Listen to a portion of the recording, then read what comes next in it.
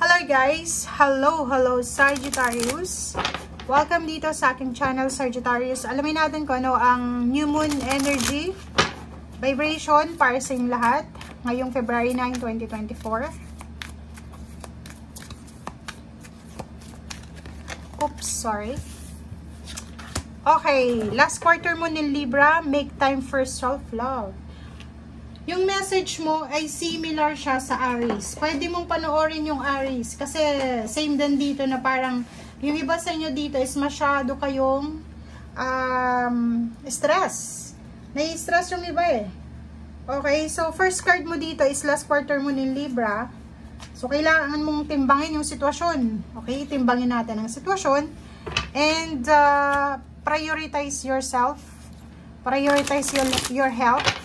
Prioritize yourself, parang gano'n. So, yun. Oh, wow. Diba? So, etong combination ng baraha mong ito is sobrang powerful card kasi etong the sun is positivity, happiness, balance, vibration, good vibes, parang gano'n. So, sinasabi ng baraha sa'yo dito na hanapin natin yung balanse sa ating buhay, sa lahat ng area sa buhay mo, mapa-love life man yan, career, or kung ano pa man, para maging masaya ka. Okay? And self-love, sinasabi ng baraha na unahin mo ang sarili mo bago yung ibang tao. Okay? Unahin mo yung ibang tao, ikaw yung kawawa. Diba? So, kailangan mong unahin ang sarili mo. Take care of your body, take care of your mind, take care of your spirit. Umiwas sa bisyo, umiwas sa away, umiwas sa gulo.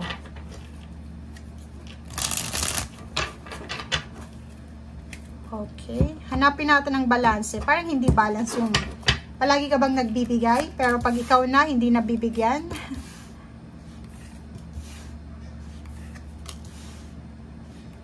Ang galing na ito, Sagittarius. Sagittarius, may Page of Cups, may paparating dito eh. It's either may paparating na mensahe, kasi 8 of Wands siya, good news regarding love life. So, yun. Ang nakikita ko sa'yo dito is aapaw yung cups mo. Magiging sobrang saya ka. Yun na nga, may the devil siya. Etong the devil na naman na to, diba yung parang sinasabi kasi may the sun dito eh. Parang may pagbabago na magaganap sa buhay mo. Like, for example, may good news tungkol sa relationship, like yung mga relationship na nasira, relationship na nawasak, 'di ba? Yung mga nag-away-away sa pamilya, magkakarelasyon, nag-break, nagkahiwalay, posible silang magkabalikan na pwedeng magdala ulit ng happiness. Kaso lang, nandito yung the devil na naman eh. Okay?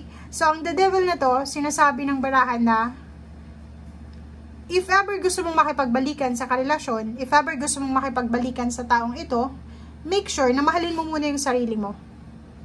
Okay? Kasi itong attachment ng the devil na to is mali. Parang Capricorn siya. So, ano yung ibig sabihin nito?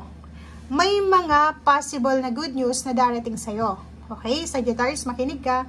May good news na darating sa'yo regarding love life, regarding family life, na pwedeng magbigay sa'yo ng healing, di ba? Ng kagalingan sa mga nasasaktan yung puso.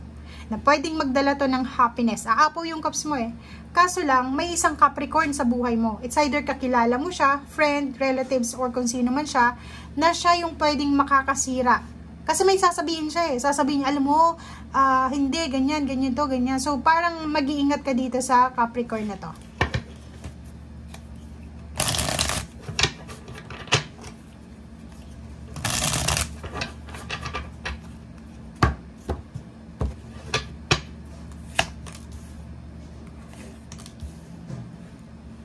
Okay. Ang galing na ito, oh. Dalawa yung kings mo, King of Swords and King of Cups. Okay, guys. So, tingnan mo to, oh. Focus. Huwag kang masyadong nakafocus dito sa negative. Nakafocus ka sa mga kinakatakutan mo. Like yung iba sa inyo, natatakot na mawalan ng relationship, natatakot na maiwanan mag-isa, mag-solo, parang ganon. So, nakadepende ka dito sa the devil. So, parang, yung ibang Sagittarius is, may relationship sila, pero yung relationship na meron sila is hindi yung balance, hindi stable. Yung parang magkarelasyon sila pero hindi magkarelasyon. Alam mo yung ganon? May mga magkakarelasyon na like kumikita sila ng pera. Like ganito, may mag-asawa or magkarelasyon na okay, pareha silang may trabaho, kumikita sila ng pera or kailangan nilang kumita ng pera para may pera sila sa bawat isa. Pero yung gastos nila kanya-kanya, yung parang wala silang plano para sa future. Parang ganon. So eto siya. Diba? Ang focus mo ngayon is natatakot ka. Natatakot ka na baka iwanan ka niya, natatakot ka na kung ano yung pwedeng mawala sa'yo. Kaya sinusunod mo kung anong gusto niya. Diba? So parang ikaw ay sumusunod lang dito sa negative attachment. Yung parang hindi ka na masaya or hindi ka komportable sa relationship but siya yung mahal mo, go ka lang go. Diba? Parang ganun. Sa trabaho, ganun din. Sinasabi ng bara sa'yo dito na eto lang yung choice ko eh, 'di ba? So kahit sobrang hirap ng trabaho or so kahit na sobrang hirap ng business or hirap kumita or mababa yung sweldo, mahirap yung trabaho, go ka lang ng go kasi wala kang choice.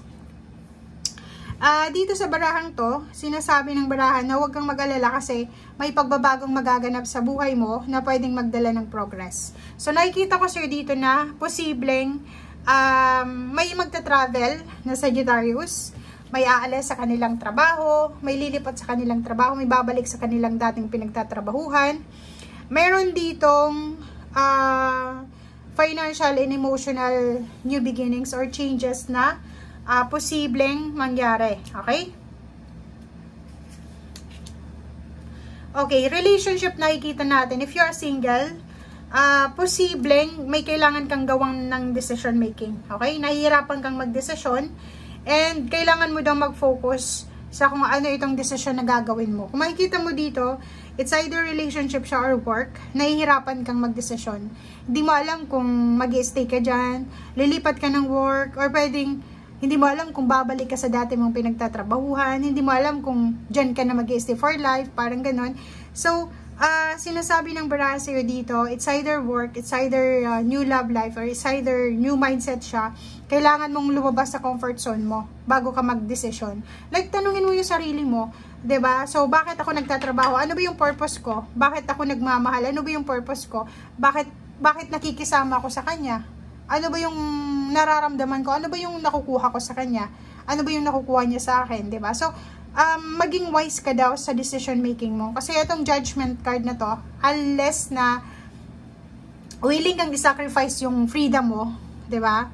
Willing kang i-sacrifice yung kalayaan mo, sunod ka lang ng sunod, 'di ba? So, dito sa barahang ito ay sinasabi ng barahan na kailangan mo mag-decide according sa kagustuhan mo. Yun nga self-love, 'di ba?